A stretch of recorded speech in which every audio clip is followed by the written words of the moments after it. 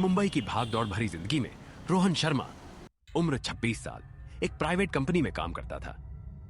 रक्षाबंधन नजदीक था और उसकी छोटी बहन काव्या पुणे में अपने ससुराल में रहती। स्टेशन पर पहुंचकर रोहन ने टिकट लिया। ट्रेन में भीड़ कम थी क्योंकि रात का समय था। उसने एक जनरल डिब्बे में जगह बना ली। घड़ी में रात के 9:30 बज चुके थे जब ट्रेन ने प्लेटफॉर्म छोड़ा। ट्रेन धीरे धीरे शहर की रोशनियों को पीछे छोड़ते हुए अंधेरे में गुम होती जा रही थी। डिब्बे में बहुत कम लोग थे। एक बुजुर्ग दंपति सबसे आगे की सीट पर सो रहे थे और पीछे की तरफ 2-3 मजदूर अपने थैलों पर सिर टिकाए ऊँग रहे थे। रोहन ने अपने फोन में गाने लगाए और खिड़की से बाहर देखने लगा। बाहर घना अंधेरा था।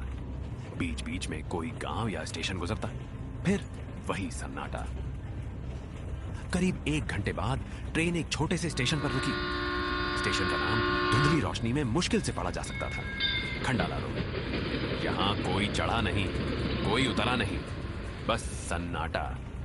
रोहन ने घड़ी देखी, रात के 11:15। उसने सोचा शायद सिग्नल की वजह से रुकी होगी ट्रेन, लेकिन 10 मिनट बीत गए, फिर 15। ट्रेन नहीं चली। तभी उसे खिड़की के बाहर कुछ हिलता हुआ महसूस हुआ। प्लेटफॉर्म के आखिरी छोर पर धुंधली रोशनी में एक सफेद साड़ी पहने औरत खड़ी थी। उसका चेहरा नीचे झुका हुआ था, बाल खुले और उलझे हुए। वो हिल नहीं रही थी, बस स्थिर खड़ी थी, जैसे किसी का इंतजार कर रही हो।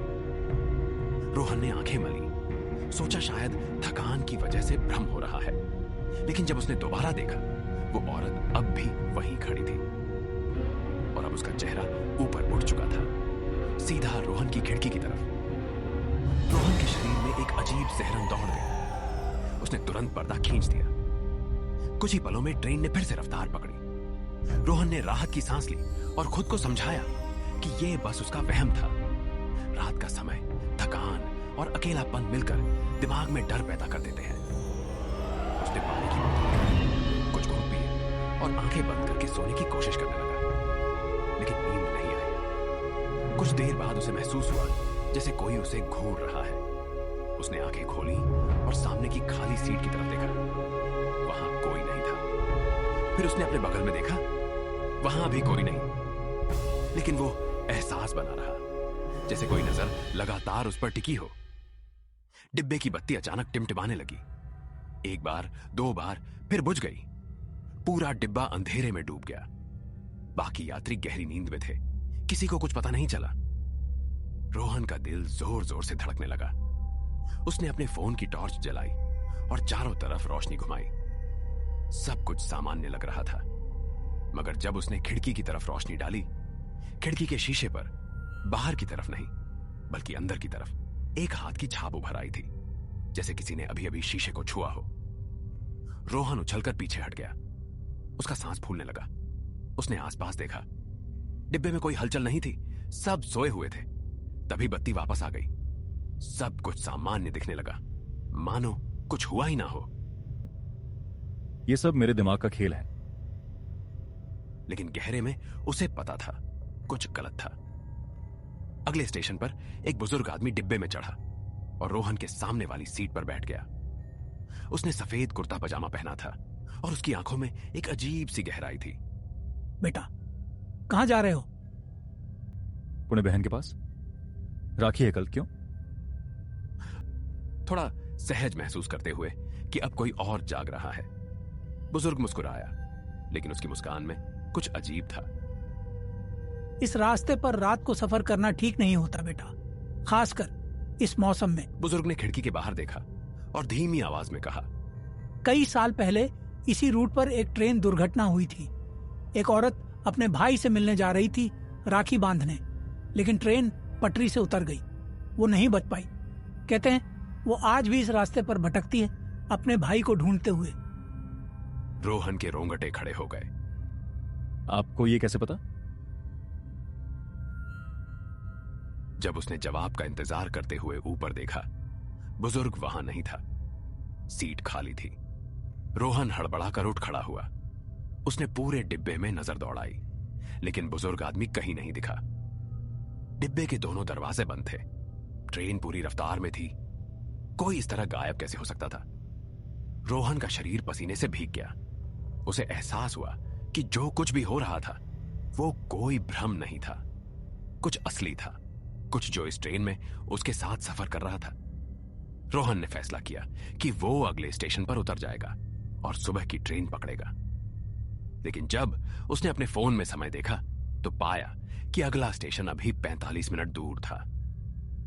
उसने आसपास के यात्रियों को जगाने की कोशिश की, लेकिन कोई हिला तक नहीं, जैसे वो सब किसी गहरी नींद में डूबे हों जिससे जागना नामुमकिन हो। तभी उसे डिब्बे के दरवाजे की तरफ से एक आवाज सुनाई दी। किसी के पायल की छनछनाहट धीरे धीरे पास आती हुई। रोहन ने सांस रोक ली। आवाज करीब आती गई और फिर डिब्बे के दरवाजे पर एक साया दिखाई दिया। वही सफेद साड़ी वाली औरत। वो डिब्बे के अंदर खड़ी थी। उसका चेहरा अब भी झुका हुआ था, लेकिन उसके हाथ में कुछ था, एक राखी। भैया। एक फुसफुसाती आवाज गूंजी जो पूरे डिब्बे में बिजली की तरह फैल गई। रोहन का खून जम गया। उसने पीछे हटने की कोशिश की, लेकिन उसकी सीट के पीछे दीवार थी। भागने की कोई जगह नहीं थी। औरत का साया धीरे धीरे उसकी तरफ बढ़ने लगा। हर कदम के साथ डिब्बे की बत्तियां बुझती गई, जब तक कि सिर्फ उसका सफेद साया अंधेरे में चमकता ना रह गया। तुमने मुझे राखी नहीं बांधने दी। वो आवाज फिर गूंजी, इस बार दर्द और गुस्से से भरी हुई। मैं अपने भाई के पास नहीं पहुंच पाई, तुम भी नहीं पहुंचोगे।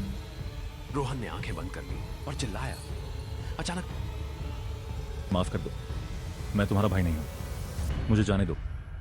सब कुछ शांत हो गया। रोहन ने डरते डरते आंखें खोली।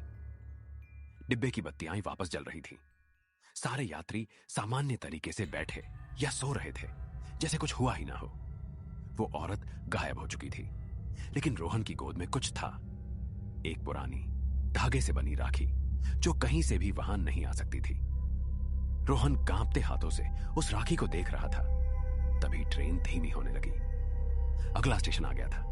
उसने बिना कुछ सोचे अपना बैग उठाया और डिब्बे से बाहर निकल गया, मानो जान बचाकर भाग रहा हो। प्लेटफार्म पर एक चाय वाला उसे देखकर बोला, हुआ बेटा, ऐसे क्यों भागे जा रहे हो? भूत देख लिया क्या? रोहन रुक गया। उसने कांपती आवाज में पूछा, आपको इस ट्रेन के बारे में कुछ पता है? कोई हादसा हुआ था क्या यहां? चाय वाले का चेहरा गंभीर हो गया।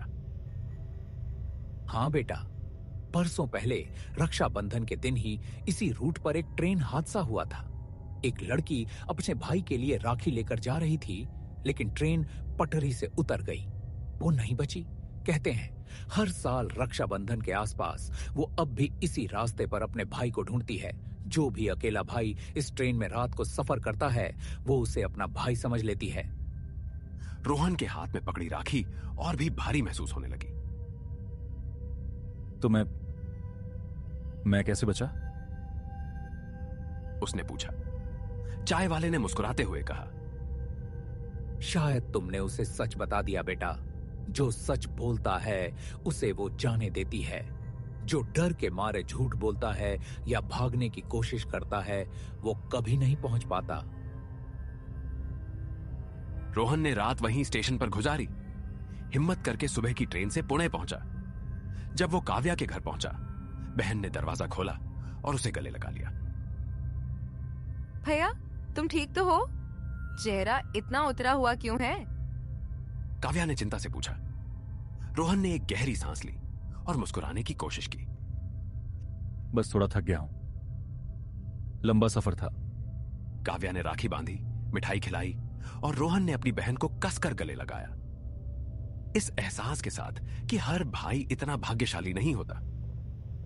उस रात जब रोहन सोने के लिए लेटा तो उसने अपने बैग से वो पुरानी राखी निकाली जो उस रहस्यमयी औरत ने उसे दी थी।